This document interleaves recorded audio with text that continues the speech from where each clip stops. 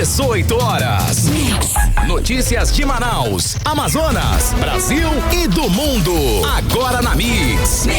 Legal, 6 horas em ponto em Manaus. Boa noite pra você na sintonia certa. Boa noite pra você no melhor Mix do Brasil. Boa noite pra você, Karime Leão. Boa noite, Carlão. E muito boa noite pra você sintonizado aqui com a gente em 100,7. Obrigada pela sua companhia. Estamos juntos a partir de agora até às 7 da noite aqui no 18 horas. Mix. É claro, hein? Sempre contando com a sua participação elegante aqui no 18 horas. Participe, o nosso WhatsApp é o 994887592. Até às 7 estamos esperando a sua participação, hein, Karine? Exatamente, a gente quer saber o que você pensa a respeito dos assuntos que a gente aborda aqui no 18 horas e tá valendo também a sua participação para você que nos acompanha ao vivo pelo YouTube. Mix. Começando 18 horas de hoje com os destaques do dia. Governador Wilson Lima dá calote nas empresas médicas que prestam serviço nas unidades do estado. Tribunal de Contas do Amazonas suspende processo da escolha de organização social para administrar complexo hospitalar do estado. Seca 2024, Rio Negro baixou mais 1 metro nos últimos 5 dias. Eleições 2024, definida a ordem das propagandas eleitorais que começam no próximo dia 30. Legal, então são 6 horas e 2 minutos. Nós vamos juntos com você até às 7 da noite em mais uma edição do programa 18 horas aqui no Melhor Mix do Brasil, com os destaques desta sexta-feira, 23 de agosto de 2024, 18 horas no ar. 18 horas. Olha, o governador Wilson Lima mais uma vez não cumpriu com a palavra e não honrou o acordo com as empresas médicas que prestam serviço no sistema de saúde do estado, Karime e ouvintes. Esse compromisso, que deveria garantir os pagamentos em dia e assim dar continuidade no serviço de saúde, foi mais uma vez quebrado. Caloteiro, né, Carlão? Não tem outro nome, desculpa, é um termo, o caloteiro. Né? Tá desde o ano passado essa história que ele, em dezembro do ano passado, essas empresas, lembra, Carlão? Sim. A gente falou aqui, chegaram a suspender o atendimento, atender apenas emergências. Daí ele sentou, conversou, prometeu, disse que ia cumprir e não cumpriu, não pagou, é um caloteiro. Quem não paga é caloteiro. É lógico, né? E o resultado disso, claro, é uma crise ainda mais séria na saúde pública do Amazonas. As empresas dizem que os atrasos nesses repasses estão afetando a qualidade do atendimento e até a disponibilidade de materiais e equipamentos para cuidar dos pacientes. Realmente é sério essa situação, hein? Representantes dessas empresas médicas estão alertando que a falta de pagamento por parte do governo já está impactando, sim, negativamente no serviço. Tem gente com salário atrasado e a dificuldade de manter estoques de medicamentos e outros materiais hospitalares, é claro, só aumenta nessa situação. Não é à toa que os trabalhadores da saúde estão insatisfeitos e até protestando, é claro, com medo de que a situação piore ainda mais e os serviços acabem parando, hein? Olha aí essa situação. Claro, gente, como é que um profissional trabalha sem receber salário? Se você trabalha e no fim do mês você não tem o seu salário, o que acontece? Como é que você continua trabalhando? Como é que você vive? Como é que você paga as contas? Não tem como, gente. Enquanto isso, o que acontece? O governador segue sem apresentar uma solução definitiva e até agora só tem prometido que os pagamentos vão ser regularizados em breve, vão ser regularizados, vai pagar, mas nada acontece. O que acontece é que as pessoas continuam sem receber seus pagamentos, seus salários. Os profissionais de saúde continuam sem receber. E na outra ponta, o que tem? Né, Karine? É claro, o povo. O povo que está ali, né? Pois é, esperando e quem precisa desses serviços médicos. Não recebe atendimento digno e sabe que a qualquer momento vai ter um colapso no atendimento. Isso no momento em que a saúde pública já está enfrentando vários problemas, né, Carlão? A gente tem falado aqui essa semana, principalmente, várias denúncias aqui, não é? Ontem mesmo, 3 denúncias. Exatamente. E quem tem mais informações a respeito desta crise no sistema de saúde do estado é a repórter Nathalie Moraes, que conversa ao vivo aqui com a gente agora no 18 horas. Boa noite, Nathalie. Então, um grupo de 12 empresas médicas divulgaram hoje um comunicado denunciando esse atraso no pagamento, não é? Boa noite, Nathalie. Boa noite, Karime. Boa noite, Carlão. Boa noite, ouvintes do programa 18 horas. Mais uma vez a gente gente está aqui, Karime, para trazer denúncias dos profissionais da saúde. Dessa vez, são 12 empresas, 12 cooperativas médicas que atuam em diferentes áreas: ortopedia, ginecologia, pediatria, cirurgia. E aí, o que acontece? São profissionais, Karime, que atuam diretamente nas unidades de urgência e emergência aqui da nossa capital, que vem sofrendo aí com a falta de pagamentos por parte do governo do Amazonas. O que acontece, Karime, Carlão? Como você disse, em dezembro do ano passado, em dezembro de 2023, os profissionais de saúde fizeram uma paralisação parcial das suas atividades, né, dos seus serviços. Só o atendimento de urgência e emergência, a gente falou aqui, justamente porque o governo já tinha atrasado esse pagamento. Exatamente, Karime, eles tomaram essa decisão drástica, a gente pode dizer assim, porque a gente sabe que poderiam, né, ter acontecido várias situações, mas eles tomaram essa decisão porque eles estavam com muitos meses de salários atrasados. Eles não queriam trazer prejuízos para a população, mas eles também queriam que o governador, que a Secretaria de Saúde honrasse com os seus pagamentos, e essa foi a forma que eles encontraram de chamar a atenção. Só que aí o que acontece? Fizeram uma reunião com todos os órgãos de controle, participaram ali, né, Tribunal de Contas, Ministério Público Estadual, vários representantes das secretarias, o próprio governador Wilson Lima participou dessa reunião e prometeu que isso não voltaria a acontecer. Eles assinaram um documento, eles sabiam que eles iriam receber de forma parcelada. Tinha um calendário, né? Inclusive, eles fizeram um calendário. Eles só começaram a receber em março deste ano. Imagina. Né? Onde os pagamentos referentes ao ano de 2023 começaram a ser pagos. Só que eles não esperavam, Karime, que depois de cumprir aí esse calendário, eles ganhariam um novo calote, um novo tombo, que é exatamente o que está acontecendo. Isso porque esses representantes, eles emitiram um comunicado nessa sexta-feira informando que, por exemplo, o mês de junho de 2024, que deveria ter sido pago até o dia 25 de julho, só foi pago ontem. Eita. E aí toda essa situação de atraso, é claro, começa a trazer prejuízos para essas empresas.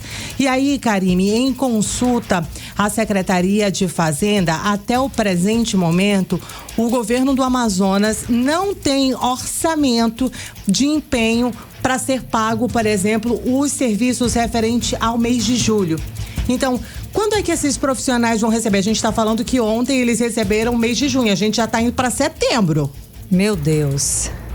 Como é que faz isso, gente? O governo já estava atrasado, senta para negociar, faz uma planilha, diz que vai pagar e dá o calote. Sabemos que falta de dinheiro não é, porque a gente anuncia também recorde de arrecadação do governo do estado do Amazonas. E aí, cadê o dinheiro?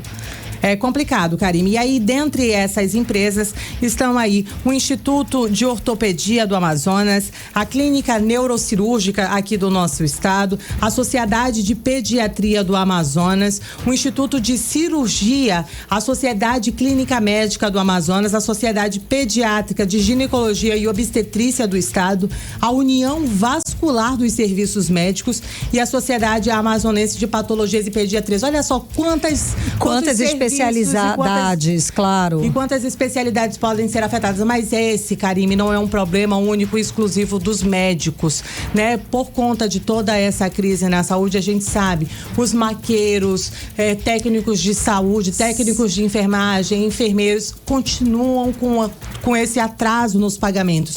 E é sobre essa situação que nós conversamos com o médico Mário Viana, ele que é presidente do Simeão, Sindicato dos Médicos aqui no nosso estado. A saúde está tão caótica que várias empresas de especialidades médicas e de outras áreas de atuação, como a enfermagem, etc., estão se queixando também que estão com seus pagamentos atrasados, de 3 até 6 meses, como é o caso ainda cronicamente dos maqueiros. O governo Wilson Lima, no meu entendimento, deveria assumir os seus erros, a sua má administração, colocar em dias o pagamento dos profissionais de saúde que estão atrasados, né? E procurar realmente fazer uma assistência de saúde que resolva o problema da nossa população. No entanto, o que nós estamos vendo é a tentativa agora do governo estadual terceirizar a gestão das unidades de saúde através de organizações sociais, coisa que nós já sabemos que em vários estados não deu certo. 18 horas. Karime, Carlão e ouvintes do programa 18 horas, a gente ouviu aí a fala do Dr. Mário Viana, ele que é presidente do Sindicato dos Médicos aqui no nosso estado, e ele trouxe pra gente, né, Karime, um ponto importante que a gente vem discutindo e abordando aqui no 18 horas, que é a terceirização dos serviços de saúde. Exatamente, Nathalie, que a gente já sabe até que o Tribunal de Contas está em cima e foi suspensa essa história de contratar uma organização social para gerir lá o 28 de agosto, mas vamos lá. E aí, Karime, eu também conversei com a doutora Cecília Rondon, ela que é neurocirurgiã. E aí, durante essa conversa, né, ela que é representante, ela que seria uma das representantes, um dos médicos que é porta-voz, né, dessas 12 empresas, é a doutora Cecília. E aí eu tava falando com ela, doutora Cecília, tá complicada toda essa situação, porque a gente sabe que não tem para onde correr, de certa forma. Se essas empresas, se esses profissionais não têm os seus pagamentos regularizados, não tem como não afetar o atendimento. E aí quem acaba sofrendo lá na ponta, claro, né, Karime? É o são povo. Os pacientes, é o povo. E a doutora Cecília, durante a conversa, ela esclareceu pra gente todos esses pontos, né? Que é uma situação bastante preocupante. E aí ela falou um pouco mais pra gente sobre esse atraso nos pagamentos de pelo menos 12 empresas médicas aqui no nosso estado. Vamos conferir aí o que disse a doutora Cecília Rondon.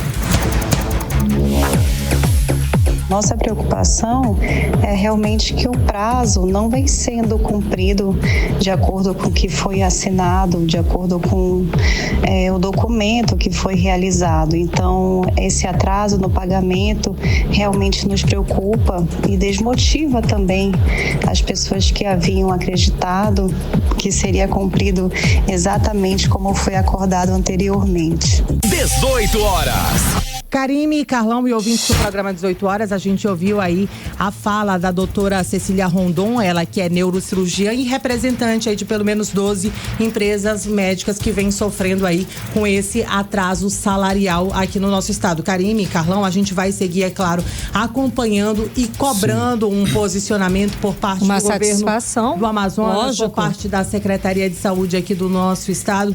Afinal de contas, a gente sabe que não dá para ficar desse jeito. Não, e a gente está cobrando aí a gestão pública, estamos cobrando a aplicação do dinheiro público, que é no mínimo para pagar o salário das pessoas que estão trabalhando para o estado do Amazonas, são médicos, são especialistas que estão atendendo a população no serviço básico, um serviço de saúde importantíssimo, e simplesmente não recebem. Cadê esse dinheiro? 5 bilhões de reais é o dinheiro que o governo do estado do Amazonas jura de pé junto, que investiu, que destinou para a saúde do estado do Amazonas no ano passado. E por que desses 5 bilhões de reais não conseguiu pagar os serviços para quem presta serviço para você, estado do Amazonas? Por que você não conseguiu o básico, que é honrar o salário desses profissionais? Aí chegou a um ponto de ter que negociar, chegou ao ponto de ter que enfrentar uma greve de advertência, digamos, desses profissionais, passar essa vergonha, porque é uma vergonha, 5 bilhões de reais e não consegue pagar salário. Né? Aí teve que passar essa vergonha, sentar para firmar um acordo, dizer que vai cumprir e vai pagar, e passa de novo como caloteiro, não tem honrando os prazos, não está pagando essas pessoas. Ou seja, é a completa falta de compromisso do governador Wilson Lima com a saúde pública aqui do estado, o que chega a ser criminoso. Não é possível aceitar que um estado, que a saúde já está ruim, já está em crise, o governo consiga trabalhar para piorar uma situação que já está em crise. É impensável a gente viver numa situação dessas.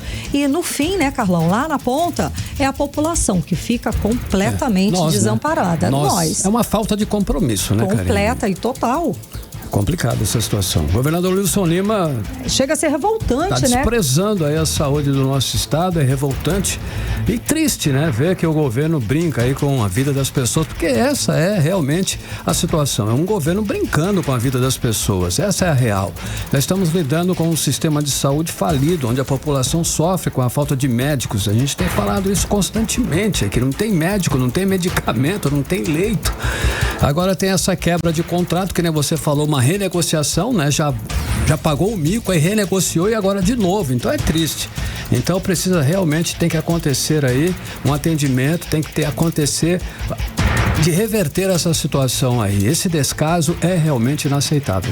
Esse descaso e calote, esse calote. Então nem se fala, né? Bom, calote. Imagina você profissional, trabalha e não recebe depois que você presta o serviço. Olha que legal, olha que bacana. Olha como que o profissional de saúde é tratado por essa gestão do governo do estado. Bom, essa decisão irresponsável, né, só vai, é claro, piorar o caos que já é o atendimento médico aqui no Amazonas.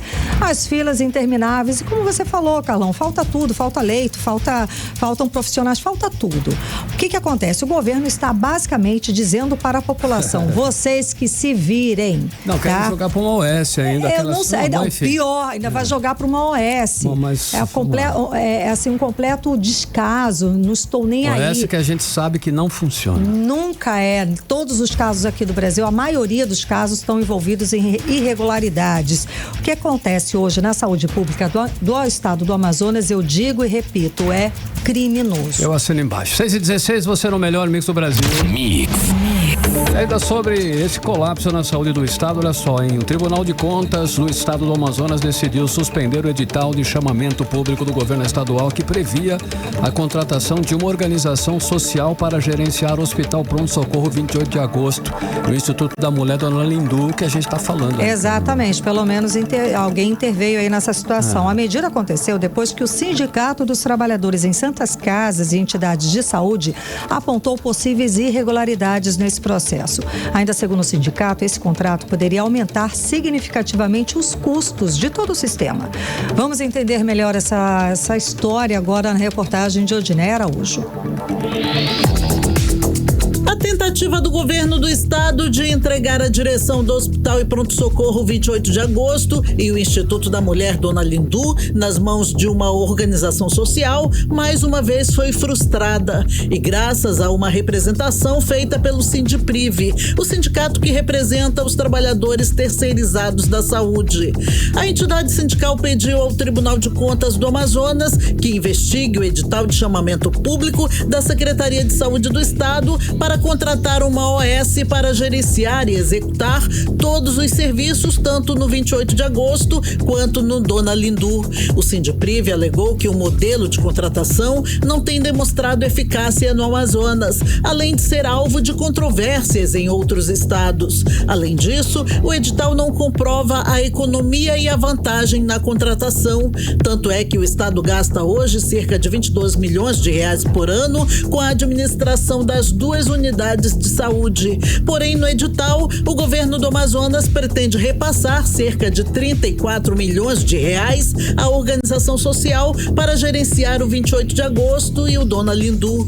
Por conta disso, o auditor relator do Tribunal de Contas do Amazonas, Luiz Henrique Pereira Mendes, decidiu suspender cautelarmente o edital da Secretaria de Saúde. A contratação da organização social para gerir os hospitais no Amazonas tem sido muito criticada pelo deputado estadual Wilker Barreto, que é da Comissão de Saúde da Assembleia Legislativa do Amazonas. A prática de OS, Organização Social para a Saúde, e corrupção andam lado a lado.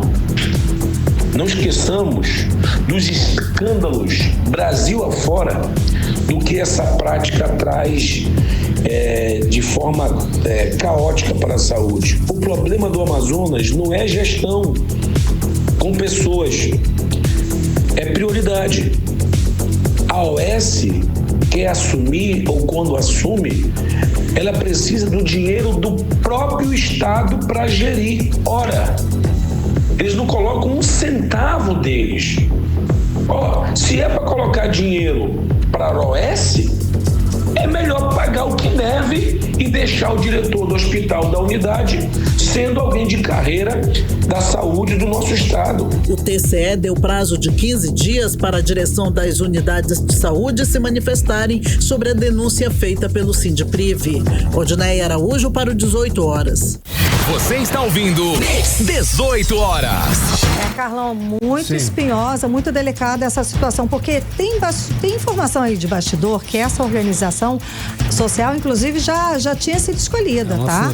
Exatamente, tinha sido escolhida pelo governo do estado. O nome que circula é a AGIR, Associação Goiana de Integralização e Reabilitação, que atua em vários hospitais lá em Goiás. E anote aí esse nome aí, não é, Karime? Como é que é? Associação Goiana de Integralização e Reabilitação e bababá. Nós vamos falar muito sobre essa associação. Provavelmente. Aqui no nosso programa, vamos ficar de olho. 6h20, você no melhor mix do Brasil. 18 horas.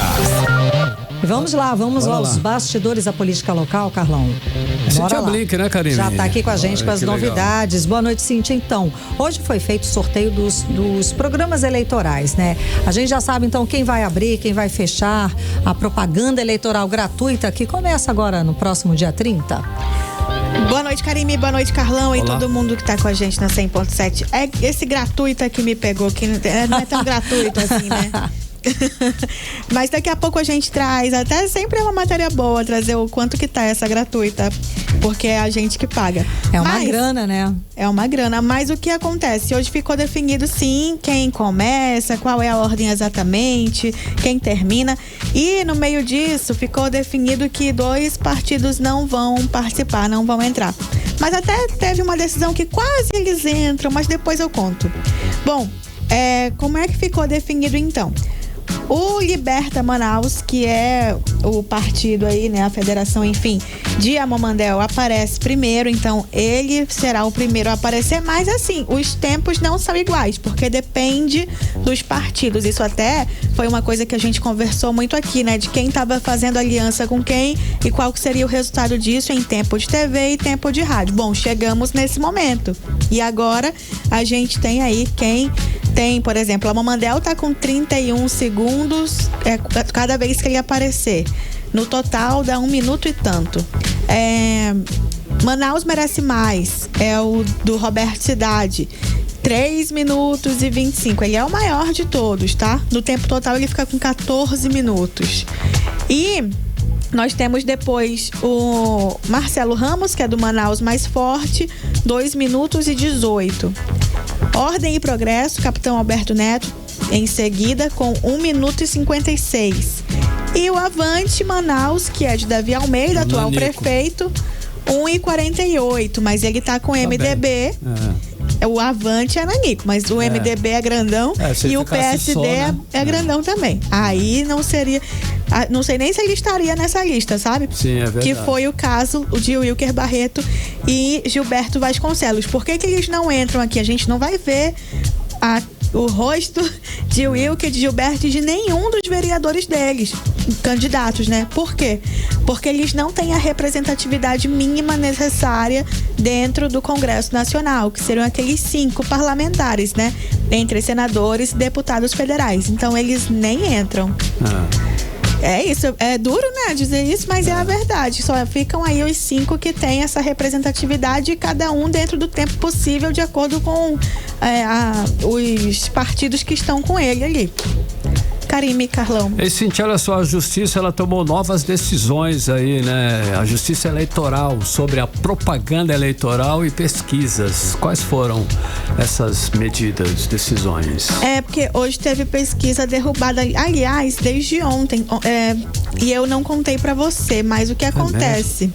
Eu contei num piscar de olhos. Quem não perde num piscar de olhos estava lá. Porque Davi Almeida, ele entrou contra uma pesquisa que foi a Atlas Intel, mas essa pesquisa ela é de julho, então ainda eram pré-candidatos. Sim. Só que tem resultado que só vem depois, então a gente conta depois, né? E essa pesquisa, ela teria que sair do ar, porque foi questionada ali algumas coisas. Uma delas foi os dados que estavam de acordo com o Avante, identificou que estava desatualizado. A outra coisa é porque não mostrou a cartela, não mostrou as imagens mesmo dos candidatos. E O Rafael Raposo, que é o juiz eleitoral, entendeu que o Avante não apresentou argumentos suficientes para derrubar a tal da pesquisa. Por quê? Esse negócio de mostrar as imagens dos pré-candidatos era opcional da empresa e ele entendeu que os dados estavam atualizados sim, porque obedecia ali ao que o IBGE fala, enfim, estava de acordo com os dados que o IBGE tem. Então não foi derrubada. A outra questão é que hoje uma pesquisa foi derrubada sim, que ela foi lançada hoje. Nessa outra que foi lançada hoje mesmo e caiu hoje mesmo, e quanto mais perto a gente vai percebendo que as decisões vão ficando mais rápidas, né? mais atentas. Mas o que acontece? Hoje saiu uma pesquisa que disse que o Davi Almeida estava na frente, ok? O segundo lugar teve uma mudança. Eu já estava até ensaiando aqui, que a Karine me pergunta, teve alguma mudança? Eu ia dizer, sim, teve mudança, mas derrubou. A mudança foi que Roberto Cidade aparecia no segundo lugar. Aliás, ele divide o segundo lugar com a Mamandel. Só que nos números, o percentual, 0, não sei o que, ele ficava na frente de Amon Mandel. Só que por que essa pesquisa foi derrubada? Ela é do direto ao ponto. Porque existe regra, você coloca a pesquisa, você registra a pesquisa num dia, aí você tem 5 dias pra frente, na verdade no 6º dia quando você pode publicar. Pode publicar depois, no 7º, no 8º? Sim, mas você não pode nunca publicar antes. E eles publicaram hoje e estaria liberado pra eles só no dia 25. E aí foi matador. Foi uma bobagem, né? Assim, eu conversei com o advogado da Liberta Manaus, que é a Federação de Amon Mandel, e eles falaram que teria mais outras situações para apontar ali na pesquisa, mas essa era a determinante para que ela saísse do ar por agora. Mas ela pode voltar?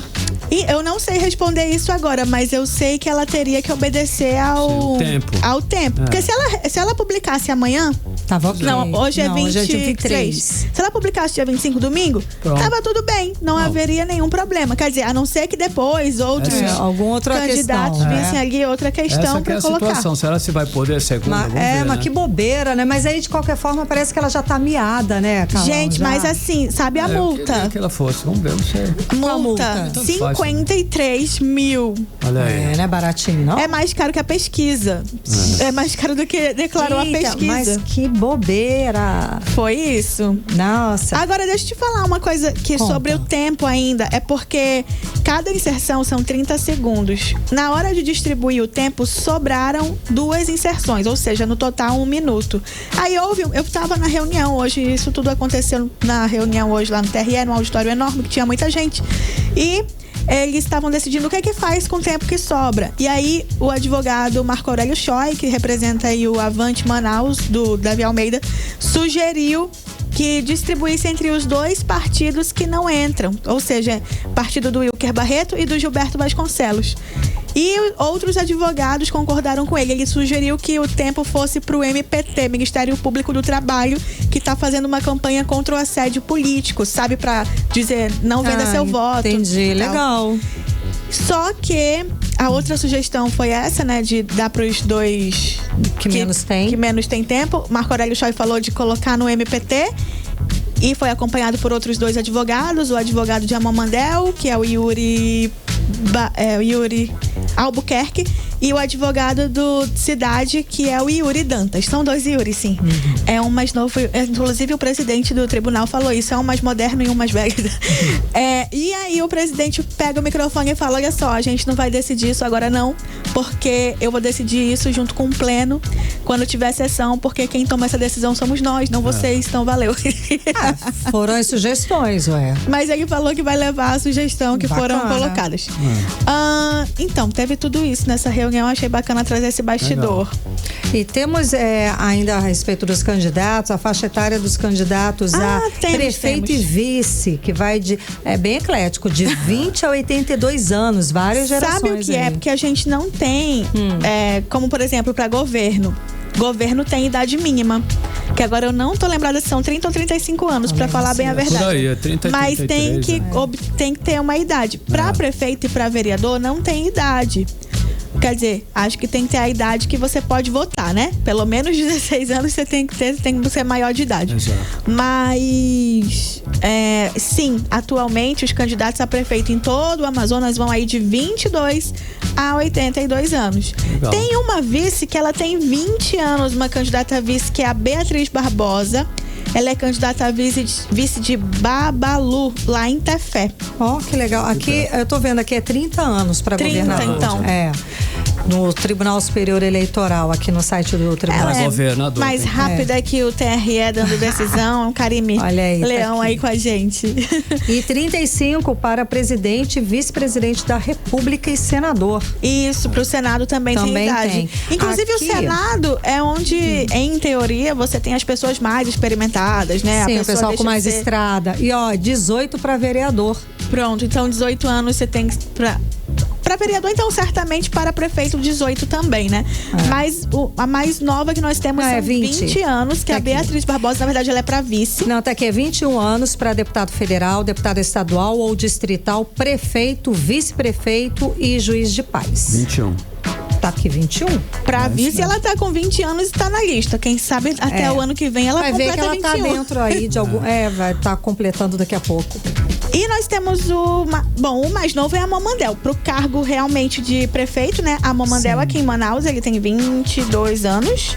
E nós temos o mais velho, o candidato Zé Maria Muniz, de 80 anos, lá na prefeitura de Iranduba, bem aqui, na verdade. O de 82, ele é candidato a vice, que é o Aristides Queiroz. Ele é ex-deputado estadual, ex-prefeito de Silves e aos 82 anos é candidato na chapa do sobrinho Henrique Queiroz, em Silves também. Então, que legal, são várias gerações aí. Sim, várias gerações. Vamos ver quem é que tem mais força na hora de votar, né? Quem tem mais ânimo, porque o pessoal de 82 anos já pega de repente aquela geração que vota se quiser, né? Voto facultativo. Os mais novos também.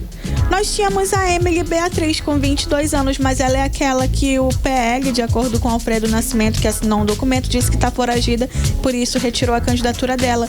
Lembra que eu falei de Itamaraty outro dia? Essa semana ainda. Eu vi. Pois é. A gente falou aqui. Emily tem 22 anos, mas ela não vai mais participar. A gente tem... A Momandel, na verdade, tem 23, tá? Mas ainda assim ele tá na lista dos mais novos. Então, tá bom. É isso. Só uma curiosidade sobre nossos candidatos aqui do Amazonas. Obrigada, Blink. Volto com mais informação segunda. Tchau, valeu, Blink. Tchau, tchau. 6h32, você no melhor mix do Brasil. 18 horas.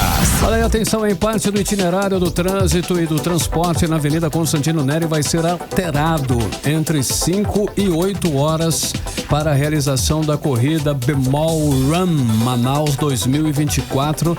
Domingo agora, Karine. Gente, atenção, das 5 da manhã e 8 da manhã. Então é bem cedinho, tá? Entre as 5 e 8 horas da manhã. Isso por causa da interdição, algumas linhas de ônibus também vão ser alteradas no sentido centro e bairro, como explica o repórter André Meirelles. O itinerário do trânsito e do transporte na Avenida Constantino Neri, no sentido centro-bairro, vai ser alterado neste domingo a partir das 5 horas até as 8 da manhã. Segundo o Instituto Municipal de Mobilidade Urbana, o IMMU, a interdição acontece devido a uma corrida. Por causa da interdição, algumas linhas de ônibus serão alteradas, como explica o diretor de operações de trânsito do IMMU, Stanley Ventilari.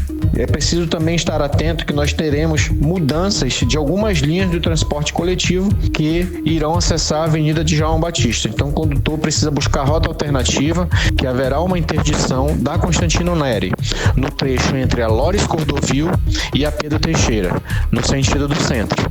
Então os condutores que trafegam no sentido do centro precisarão fazer uma conversão à direita na Lores Cordovil, acessando um pouco mais à frente à esquerda a Belmiro Vianese, retornando pela Pedro Teixeira, e assim conseguirão acessar novamente a Avenida Constantino Neri em direção ao centro da cidade. Informando também que a Constantino Neri, desde ali a Arena da Amazônia até a Avenida Airão, em ambos os sentidos, ficará com estreitamento de via, onde os corredores utilizarão o canteiro central para seus deslocamentos. Depois do evento de corrida, o trânsito volta ao itinerário normal. André Meirelles para o 18 horas. Você está ouvindo 18 horas. Legal, agora são 6 horas e 34 minutos e você está no melhor mix do Brasil e continue aí, hein? Olha só, daqui a pouquinho alerta de seca. Todos os rios da bacia do Amazonas devem registrar recolhes históricos neste período da vazante. Detalhes em instantes. 18 horas. Agora nós vamos conferir a previsão do tempo. Hoje é sexta, hein, Karime Leão? Previsão fim de semana. Final de semana, fim de semana pra você, sábado e domingo. Previsão do tempo. Vamos lá, segundo informações do Clima Tempo, para este sábado, a previsão é de sol e aumento de nuvens de manhã, com pancadas de chuva à tarde. À noite, o tempo fica aberto. As chances de chuva são de 3%. A mínima prevista é de 27 graus, a máxima pode chegar a 38 graus. A umidade relativa do ar fica entre 44% e 86%.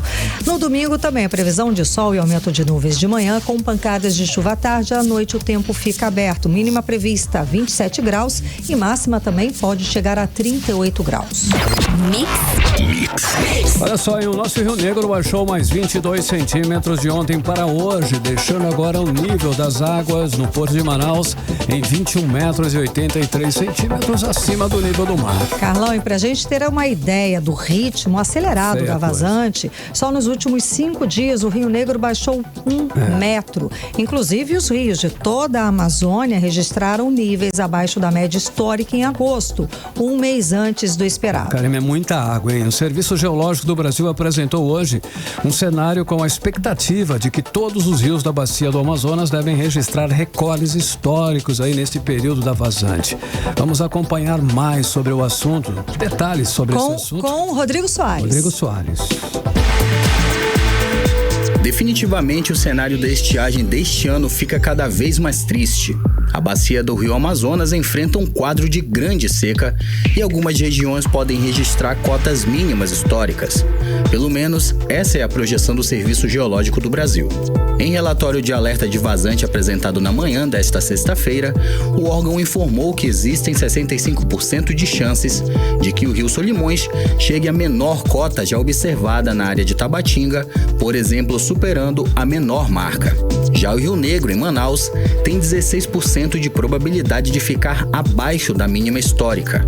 É o que diz a pesquisadora Jussara Cury do Serviço Geológico do Brasil. Então há uma tendência dos Solimões, das outras estações, terem um comportamento semelhante de descidas acentuadas, mas a probabilidade de superar as mínimas vai diminuindo. Por exemplo, Fonte Boa, a probabilidade de superar 2010 é de 53%, né? Já Itapeva, que fica na região de Quari, 31%. Aí chegando aqui em Manaus, no Rio Negro, há uma forte tendência, né, de continuar esse período de descidas nos próximos, vamos supor, no próximo mês, né, com descidas mais intensas, na ordem de 20, ou como ocorre agora, 23 centímetros. O Serviço Geológico do Brasil, no entanto, diz que o que irá definir a intensidade real da vazante é o tempo de prolongamento das descidas e o tempo de atraso do período chuvoso, e a previsão de chuva não é nada favorável. A estimativa mais próxima da realidade da seca de 2024 só virá mesmo depois de avaliar o avanço da descida das águas até outubro. Mas avaliando os números atuais com os da série histórica de dados e na mediana das descidas, mesmo as regiões que não têm altas probabilidades de atingir as mínimas históricas, o que seria o pior cenário, enfrentam uma grande seca que afeta toda a população. Tabatinga, por exemplo, chegou a registrar a cota de 2 centímetros no início da semana. Essa já é a terceira menor marca da série histórica, atrás apenas das cotas de 2023 e 2010. De qualquer forma, segundo os pesquisadores, já se tem uma seca extremamente estabelecida na região do Alto Solimões. No Médio Solimões até Manaus, ainda não foram alcançadas as cotas que trazem transtorno, mas a tendência é que isso ocorra. Esse é o primeiro alerta de vazante da bacia do Rio Amazonas e tem por objetivo chamar a atenção para a intensificação da seca na região e apoiar políticas públicas para reduzir e prevenir seus efeitos. Rodrigo Soares para o 18 horas. Você está ouvindo 18 horas. Legal, 6h39. Olha só, Manaus e as cidades da região metropolitana bateram aí o recorde de consumo de energia elétrica do ano na última terça-feira, dia 20 de agosto agora. Isso por causa, basicamente, do calor, é claro, infernal que vem fazendo aqui. Claro. Né, Karine? Não tem como. Não tem quem que A primeira aguenta. coisa que acontece é aumento de energia. É lógico, pelo menos um ventilador a gente tem que ligar, né, gente? Não tem como aguentar. Segundo o Operador Nacional do Sistema Elétrico e da Amazonas Energia, o consumo bateu o recorde do ano. O repórter André Meirelles, ele está aqui com a gente, tem mais informações a respeito do assunto. Boa noite, André. Então, tivemos a notícia aí do apagão que aconteceu, acho que aqui no Acre e em Rondônia. Será que a gente corre o risco de ter apagão aqui também no estado do Amazonas ou aqui em Manaus? Boa noite, André. Será, Karine, Carlão? Boa Nossa, noite vai ser um desespero, hein, com esse calor. Boa noite aos nossos ouvintes. Olha, a Amazonas Energia, a concessionária responsável pelo abastecimento de energia elétrica, negou o risco de apagão. Maravilha. Depois aí que Manaus bateu esse recorde, como vocês falaram aí, de consumo de energia. Foram aí 1.731,91 megawatts na terça-feira, agora dia 20, devido aí a esse intenso calor, né? Aí tem aí as queimadas e as secas dos rios. Esses dados foram divulgados pelo Operador Nacional do Sistema, que é chamado de ONS. Né? A concessionária pede que as pessoas utilizem a energia elétrica de forma consciente, principalmente entre os períodos de 1h30 da tarde e 3h30 e das 7h30 da noite e 10h30, né? Mas como fazer isso aí sem passar calor? E a gente também fala daquela situação do ar-condicionado, que é que salva a gente aqui nessa situação desse calor. Mas ficar com ar-condicionado dia e noite, 24 horas, isso acaba que lá no final do mês a conta vai vir dobrada ou triplicada. Não, pode vir. O problema é o sistema elétrico aguentar, que a gente sabe que é uma empresa que não atualiza esses sistemas, né? E para ajudar todo mundo, né? O sistema, para ajudar também aí quem está em casa, como manter essa situação e economizar também, eu conversei com a economista Michele Aracati, que ela vai trazer essas dicas aí. Vamos acompanhar. Fazer uso e adquirir equipamentos mais eficientes. Um outro ponto que eu chamo a atenção relacionado aí principalmente ao ar-condicionado, que é o equipamento que mais se usa, principalmente na nossa região, quando está muito quente, é observar, por exemplo, a manutenção correta desse equipamento. Ele precisa estar limpo, aquele filtro precisa estar limpo. Então isso faz com que você economize energia. Uma outra dica que eu deixo é observar a vedação das janelas e das portas, para que eu não tenha aí a entrada de ar quente em relação ao ar mais frio que fica dentro do cômodo. O outro ponto que precisa ser observado, isso também é uma característica técnica, é comprar o equipamento correto para o tamanho do cômodo. Então nós temos aí equipamentos que são menores para cômodos menores e equipamentos maiores para cômodos maiores. Então o consumidor ele precisa saber esse dimensionamento para que ele possa comprar o equipamento adequado para a necessidade dele. 18 horas. Tá, então, Karine, Carlão e ouvintes, a gente conferiu a fala da economista Michele Aracati. Olha, ainda conforme o ONS, o alto consumo em Manaus e a região metropolitana, composta aí pelos municípios de Presidente Figueiredo, Iranduba e Manacapuru, se aproxima do valor registrado em outubro do ano passado. Nesse período aí, atingiram 1.748 watts. Olha só, foi um recorde aí no ano anterior, Karine, Carlão. Obrigada, André. Agora é danado, hein? Fazer o uso correto aí tá difícil, né, Carlão? Porque com esse calor, não é fácil, não. No mínimo um ventilador, não dá pra ficar sem, né? Tem que ter 2 ar-condicionados na realidade, um de cada lado.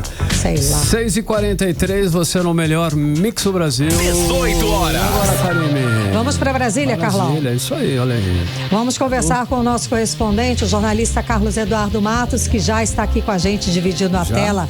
Boa noite, Cadu. Fala, Cadu. E para você que nos escuta agora, se você quiser assistir e ver o Cadu, o Carlão, ver quem é aqui, como é que nossos estúdios são bonitos. Bonitões. Pois confere lá no site 18horas.com.br, que daqui a pouquinho o programa vai estar na íntegra lá para você assistir. Cadu, boa noite, Cadu. Vamos conferir a minha casa, né, Karine? Sim, a casa. E conferir a minha casa, porque eu estou aqui na minha casa, na sala de casa. Eu não coloco aquelas proteções, eu estou na sala de casa. Cadu, você está na sala principal? Você está na sala principal da sua casa? Tô na sala principal. Meu quarto fica no 3º andar do triplex. Olha aí, muito chique. que legal. É brincadeira, Então, né? gente, daqui a pouquinho no 18horas.com.br você assiste a gente. Olha. Cadu, vamos lá, Cadu, vamos falar de reforma tributária, um assunto muito importante pra gente, porque, é claro, fala a respeito da Zona Franca de Manaus. Pois muito que bem, parece que o texto original recebeu mais de 1000 emendas, Cadu. Será que tem alteração aqui pra gente na Zona Franca? Precisamos ficar preocupados? Conta mais, boa noite. Ainda não, porque tem muito chão pela frente. Agora, boa noite, Carlão, boa noite, Karime, boa noite, ouvintes do 18 Horas. Karime, tem muita emenda, sim, relacionadas à Zona Franca de Manaus, mas são emendas do bem, digamos assim, apresentadas pela bancada do Amazonas, no caso, Omar Aziz e Plínio Valério. Eduardo Braga não pode apresentar emendas porque ele é o relator. O Plínio Valério, ele apresentou 16 emendas ao texto, maioria aí se tratando de benefícios para a Zona Franca de Manaus, para ampliar os benefícios. O Omar Aziz, até agora, só apresentou uma emenda.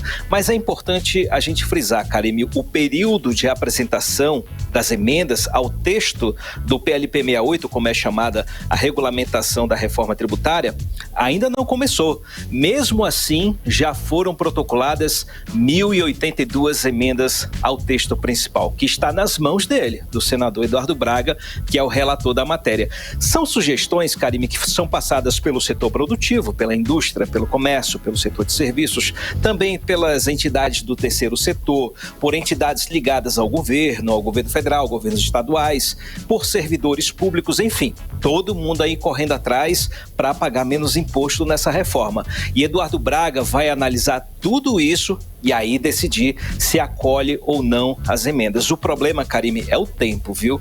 Falando em reforma, vamos ficar de olho, Karime, porque tá rolando um problemaço nos bastidores, tá? A situação é pior em relação à PEC do ano passado.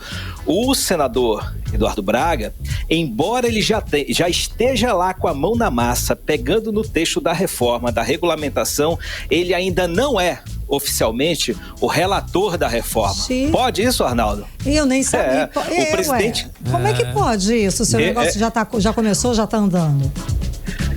Tá cheirando a pernada, viu? Tá me cheirando a pernada essa história. O presidente da CCJ, que é a Comissão de Constituição e Justiça, o Davi Alcolumbre, que é uma liderança muito forte dentro do Senado, ainda não publicou a nomeação de Eduardo Braga como relator. Precisa nomear, viu? E aparecer no Diário Oficial do Senado. Ou seja, o Braga, ele é o relator informal. E para variar, Karime, o governo ainda não retirou o prazo de urgência constitucional. Tá lá na pressão, tá na panela de pressão. Karime, só para a gente entender, a urgência constitucional é um dispositivo na lei que obriga o Congresso Nacional a analisar uma proposta por um tempo bem mais curto, para apressar mesmo os trabalhos. Caso contrário, caso não se cumpra esse prazo apertado, os trabalhos legislativos no Senado são suspensos. Como eles chamam aqui, o termo técnico é trancar a pauta. Então a máquina para. E o Eduardo Braga, ainda na condição de relator informal, está preocupado porque o tempo está passando. Ele tem um prazo de até o fim do ano para resolver, para definir a reforma. Ele quer apresentar tudo em novembro, mas o governo quer antes. E aí tem mais um problema, Karime. O governo entrou com um relatório, o Ministério da Fazenda apresentou um relatório analisando o texto que foi aprovado lá pela Câmara. E aí o IVA, que é o Imposto sobre Valor Agregado, que é o imposto único que a gente vai pagar, né, lá para 2033, 2030, está na estimativa de 28%. 28% é nível Noruega, Suécia, países da OCDE. Então, está muito alto, é um dos mais altos do mundo. Se for aprovado do jeito que está, vai ser um caos, vai ser um impacto muito grande na economia do país e no bolso de nós todos, viu? Por quê? E por que aumentou tanto? Por causa da inclusão da carne na cesta básica, da desoneração dos medicamentos, da redução da tributação das armas de fogo e munição.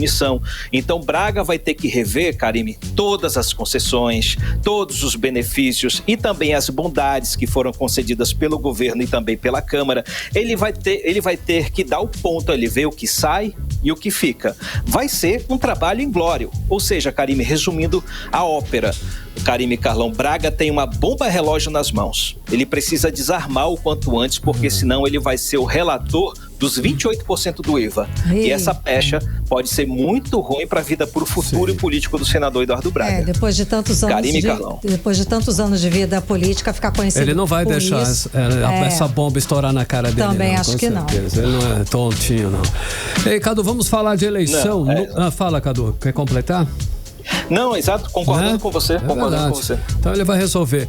Cadu, vamos falar de eleição no Brasil. Olha só, ontem um fato curioso, nós falamos aqui no 18 horas que o município de Itamaraty, na Blink inclusive, que é interior do Amazonas, vai ter só um candidato a prefeito, que é o João Campelo. Isso porque o PL do Amazonas tirou a candidatura da Emily de Souza, pois a candidata, por incrível que pareça, ela era foragida da justiça. Olha só que situação, é foragida e se candidata. Eu não entendi muito bem. Inclusive nós achamos inusitado, conversamos muito sobre isso aqui. Me parece, Cadu, que em outras cidades brasileiras, né, você que tem esse conhecimento da federação, também acontece essa situação aí, né, Cadu? Sim. Isso mesmo, Carlão. A candidatura única parece ser inusitado, né? Mas vai ser comum. Bastante comum nessas eleições, viu? Segundo dados do TSE, o Tribunal Superior Eleitoral, em 214 cidades, olha só, do país, vai ter um candidato a prefeito, só um candidato a prefeito. Esse número de cidades é o maior da história, desde 1988, desde a redemocratização do país. É algo inédito que vai acontecer nessas eleições. Isso vai acontecer em 20 estados do país, Carlão. Aí o Rio Grande do Sul aparece com o maior número de cidades que vai ter prefeito aclamado, no caso 43 cidades.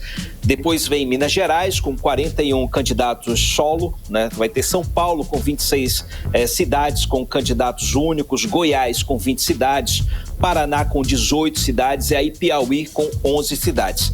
No Amazonas, como você disse, o Carlão, que a história de Itamaraty vai ter a candidatura única de João Campelo, mas não tem esse registro por enquanto lá no site do TSE, viu? Como deve ter sido uma decisão recente, provavelmente ainda não foi incluído nos dados do tribunal. Se isso acontecer, virar realidade mesmo, vai ser o único estado da região norte que vai ter essa situação de candidato único a prefeito da cidade. Mas é interessante de qualquer forma, né? Quem gosta vai votar do cara e quem não gosta também vai votar. Então o cara vai se dizer o mais bem votado da cidade. Basta um voto, né? A Blink... Quem não gosta não vai nem votar. Basta um voto. A Blink estava explicando, ele votar nele mesmo, acabou, ganhou, não tem discussão. Exato. Que louco, né? E pode isso? Pode, que história maluca, né? Pode, Arnaldo. Só aqui no Brasil, eu acho. Pode, né? Tá aí. Cadu... Eu acho que não deveria existir, não. Se é só um candidato, gente, não pode, né? Não é eleição. Tira o princípio da eleição. Né? Foi o que a gente falou aqui. Parece que não é democrático, né? Cadu, traz pra gente os outros destaques, as rapidinhas do dia. Bora de rapidinha com ódio, Karine. Eita. Hoje eu destaco aí o presidente Lula, que está colocando o Brasil à beira de uma crise na política externa. Hoje à tarde, de novo, né? O assunto é Venezuela de novo. Sim. E o cara tá teimando. A gente não cansa de falar essa história. Hoje à tarde, Karime, o governo brasileiro, o Itamaraty, se recusou a assinar um comunicado em conjunto elaborado pelo governo dos Estados Unidos, assinado por 10 países latino-americanos, integrantes da OEA, mas que ratificando mais uma vez e repudiando a vitória de Nicolás Maduro, não reconhecendo a vitória dele nessas eleições que passaram aí lá na Venezuela. Ontem, a Suprema Corte Eleitoral venezuelana ratificou a vitória de Nicolás Maduro, não apresentou as atas eleitorais que estavam sendo esperadas pelo presidente Lula e disse que vai processar o candidato da oposição, no caso o Edmundo Gonzalez, por tentar deslegitimar as eleições na Venezuela. E aí a gente achou, né, o Lula ele vai enfim se posicionar contra Maduro, né, não reconhecer a vitória dele, mas aí ele permanece na teimosia, se mantém na neutralidade e hoje o governo brasileiro trouxe à tona o posicionamento neutro dele, que é não corroborando com esse comunicado conjunto feito pelos países da OEA. Muito triste essa situação e vai repercutir bastante negativamente efetivamente, pelo menos no Congresso Nacional, pelo menos no meio político aqui do país. É mais uma crise que o presidente Lula vai enfrentar. Obrigada, Cadu. Volto com vocês, Karime e Carlão. Bom fim de semana. Segunda, hein, Cadu? Valeu, galera. Sextou, um abraço. Valeu, um abração. 18 horas. Tchau, tchau. Olha só, hein, ontem, né, na última terça, né, Karime, a gente trouxe, já porque passa tão rápido, a gente trouxe a história daquele bebê, né, era uma menina, né, recém-nascida, com apenas 20 dias, que foi resgatada das mãos de duas mulheres envolvidas com o tráfico humano, lembra, né? A própria mãe, no caso, vendeu a criança para pagar uma dívida com tráfico de drogas. Carlão, infelizmente, que a gente descobriu que não é um caso isolado. Existe sim uma grande ação de tráfico humano que acontece aqui em Manaus. O repórter André Meirelles pesquisou, se aprofundou sobre o caso e traz o que ele descobriu a respeito do assunto. Vamos conferir. O mercado negro é bilionário e o lucro proveniente dele está perto de ultrapassar o de tráfico de drogas e armas. No mundo, o tráfico de pessoas movimenta mais de 32 bilhões de dólares por ano, segundo o Escritório das Nações Unidas sobre Drogas e Crimes. As vítimas são utilizadas em exploração sexual, trabalho escravo ou inseridas no mercado ilegal de compra e venda de órgãos ou tecidos. O coordenador-geral de repressão a crimes contra os direitos humanos da Polícia Federal, o delegado Daniel Daer, explica que esses casos acontecem por causa da vulnerabilidade das vítimas. Se nós temos aí um destaque realmente para a questão da vulnerabilidade, mulheres, pessoas transgêneros, crianças, né? E outros perfis que são suscetíveis, né, de aliciamento e violação pelos criminosos. Nós entendemos que o cenário é dinâmico e a Polícia Federal faz esse acompanhamento e tem noção dessa dinamicidade. As redes de tráfico humano que atuam no país são cautelosas e se atentam para um dos pontos mais críticos da empreitada criminosa, o transporte. As organizações contam com parceiros nas estradas e levam mulheres, crianças e adolescentes para os pontos de coleta, onde elas são encaminhadas para casas de prostituição, fazendas, garimpos ou estabelecimentos no exterior. Esse seria o destino do bebê recém-nascido, que foi vendido pela própria mãe no dia 20 de agosto, na zona norte de Manaus, para quitar uma dívida com o tráfico de drogas. Se não fosse pelo resgate da polícia do Amazonas, o bebê se tornaria uma mercadoria nas mãos dos criminosos, como explica o doutor Luiz Antônio Nascimento, sociólogo e professor da UFAM. A comercialização de uma criança só é possível porque tem do lado de cá, tem gente disposta a comprar essa criança e do lado de lá tem gente disposta a vender. No caso descrito, a vendedora, a mãe vendedora, tem como perspectiva o pagamento de dívida com tráfico. A movimentação clandestina, apesar de silenciosa, é de conhecimento das autoridades brasileiras, que se articulam para enfraquecer quadrilhas nacionais e internacionais. A especialista em segurança pública, advogada Gorete Rubim, explica que, prevista pelo Estatuto da Criança e do Adolescente, a entrega voluntária de um bebê para adoção impede o abandono e adoções clandestinas. Você não pode registrar uma criança recém-nascida que não seja seu próprio filho, né?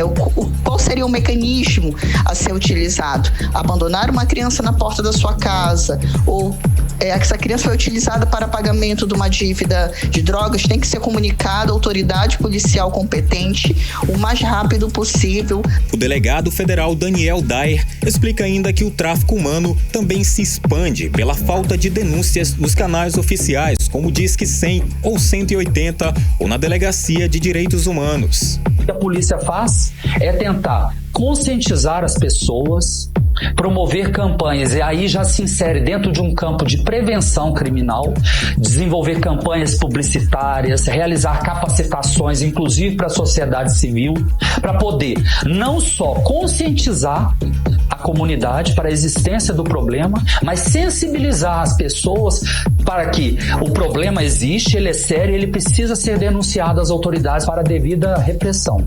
O Disque Direitos Humanos, Disque 100, é um serviço de utilidade pública do Ministério de Direitos Humanos e da Cidadania destinado a receber demandas relativas a violações de direitos humanos, especialmente as que atingem populações em situação de vulnerabilidade social. André Meirelles para o 18 Horas. Você está ouvindo 18 Horas. Legal, 6 horas e 59 minutos. Vamos agora conferir outros destaques do dia no Amazonas, no Brasil e no mundo. Caso Didia, Justiça nega a liberdade de Ademar Cardoso, irmão da ex-Ianzinha. O governo federal lança força-tarefa para amenizar impactos da estiagem da Amazônia e Pantanal. Polícia apreende mais de 1 tonelada de drogas escondida em transportadora na zona leste de Manaus. Estados Unidos, União Europeia e OEA rejeitam decisão do Tribunal da Venezuela que validou a vitória de Maduro. Mix. 6h59, seguimos direto para o Editorial 18 Horas. Editorial 18 Horas. Hoje precisamos chamar a atenção para um assunto que é urgente: o colapso da saúde pública do nosso estado. Estamos enfrentando uma situação alarmante em que empresas médicas responsáveis por serviços essenciais estão sem receber os pagamentos acertados e devidos pelo governo. Esse calote impacta diretamente a qualidade do atendimento e coloca em risco a vida de milhares de pessoas. As consequências dessa irresponsabilidade já são sentidas nos hospitais e unidades de saúde. Falta de materiais básicos, profissionais desmotivados e, o mais grave, pacientes sendo deixados à própria sorte. O caso é real e a população, que já sofre com longas filas e demora no atendimento, agora enfrenta um cenário ainda mais caótico. Esse descaso com a saúde pública é simplesmente inaceitável. O governo tem a obrigação, sim, de honrar seus compromissos e garantir que os recursos destinados à saúde sejam utilizados corretamente. A vida das pessoas não pode ficar em segundo plano. É preciso que as autoridades se responsabilizem, tomem as medidas necessárias e regularizem imediatamente os pagamentos às empresas médicas. A saúde da nossa população não pode ser tratada como uma dívida qualquer. Ela é prioridade e precisa, sim, ser respeitada. 18 Horas. 7-1, Karime, até segunda, né? Até segunda. Um beijo, gente. Boa noite. Até lá. Você ouviu 18 Horas.